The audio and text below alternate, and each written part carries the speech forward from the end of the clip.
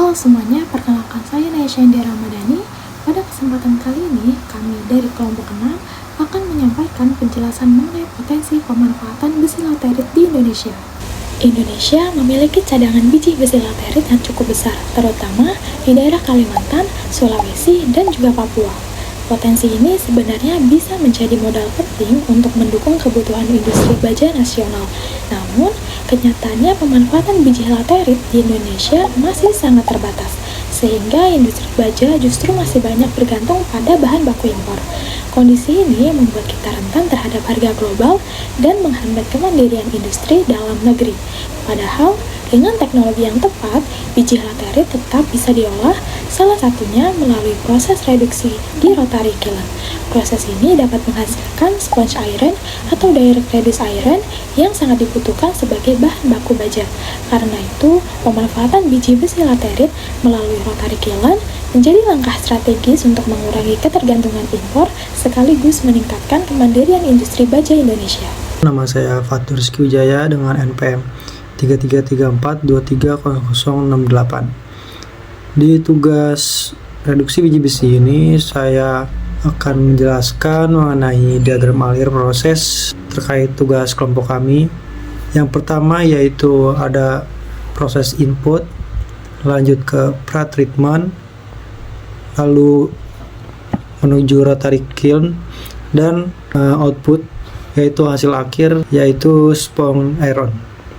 Di input kami menggunakan biji Fe dengan kadar 50% dan gengnya 480 kg, sedangkan Fe nya 520 kg, dan reduktornya yaitu kokas sebesar 281 kg. Lalu di pretreatment yaitu proses pengeringan air bebas H2O liquid menjadi H2O gas dan dehidroksilasi mineral laterit dari geotit menjadi hematit. Lalu di temperatur pretreatment ini yaitu temperatur 200 sampai 400 Celcius untuk menguapkan moisture.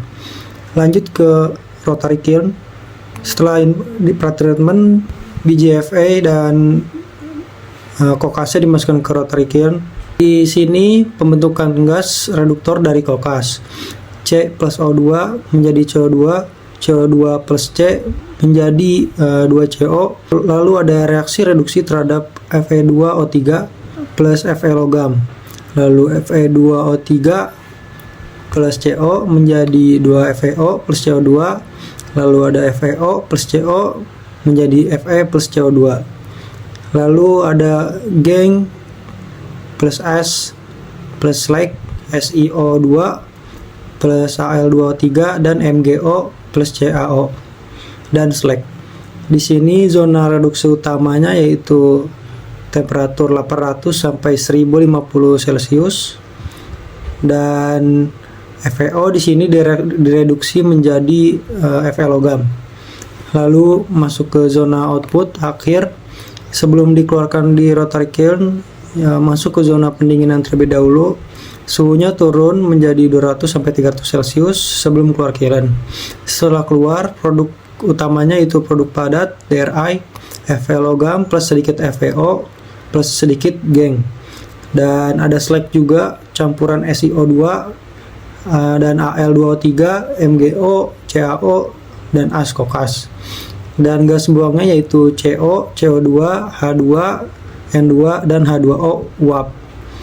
Lalu ada pendinginan produk untuk mencegah reoksidasi Fe dari 4Fe plus C plus 3O2 menjadi 2Fe2O3.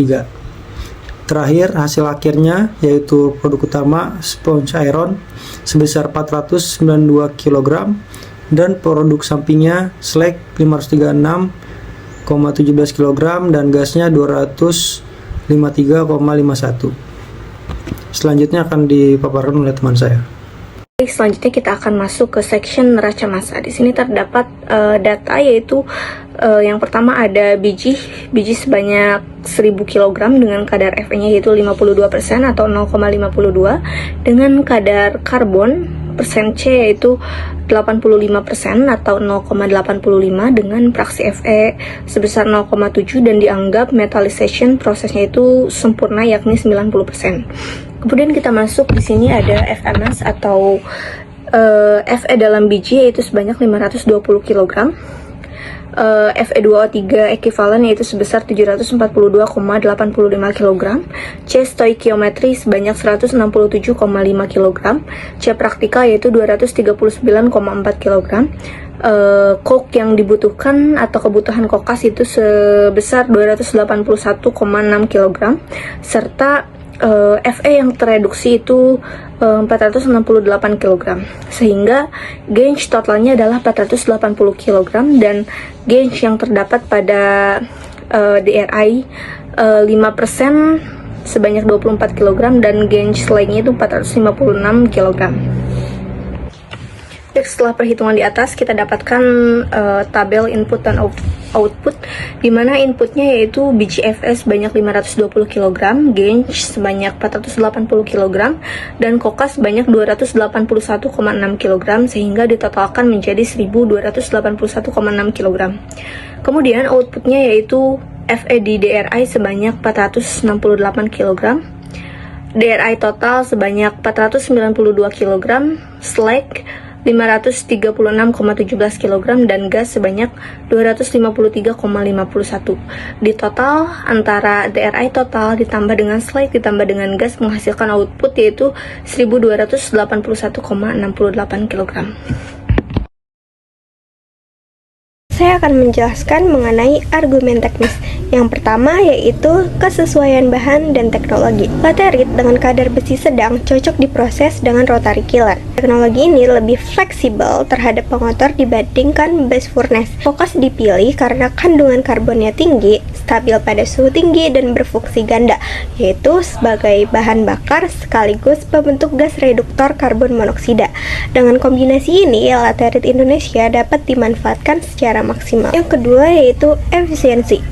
Rotary kiln bekerja pada suhu moderat sekitar 800 hingga 1050 derajat Celcius, jauh lebih rendah dibanding blast furnace yang membutuhkan lebih dari 1600 derajat Celcius. Panas sekaligus gas reduktor sehingga energi lebih efisien, bahkan gas buang masih mengandung CO dan hidrogen bisa dimanfaatkan kembali sebagai sumber energi tambahan. Yang ketiga yaitu emisi dan lingkungan. Namun ada konsekuensi penting. Proses ini menghasilkan emisi karbon dioksida yang signifikan, disertai polutan lain seperti nitrogen dioksida, sulfur dioksida, dan debu dari kokas. Tantangannya adalah bagaimana mengurangi emisi ini.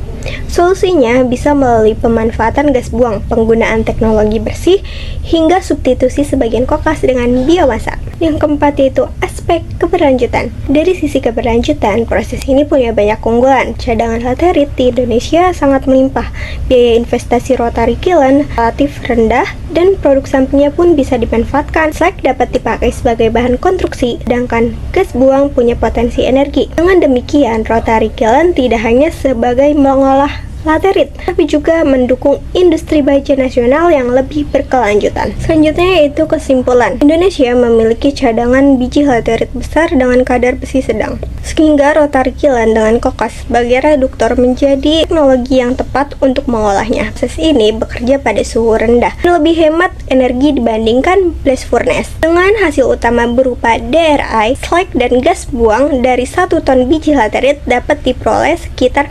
468 kg besi logam dengan konsumsi kokas sekitar 282 kg. Walau menghasilkan emisi CO2, potensi pemanfaatan slag dan gas buang membuat proses ini lebih berkelanjutan. Dengan demikian, rotary kiln mendukung hilirisasi mineral dan mengembangkan industri baja nasional efisien dan ramah lingkungan. Demikian yang dapat kelompok kami sampaikan. Semoga bermanfaat dan memberikan gambaran mengenai pentingnya pemanfaatan besi laterit di industri baja nasional. Sekian, kurang lebihnya mohon maaf. Terima kasih.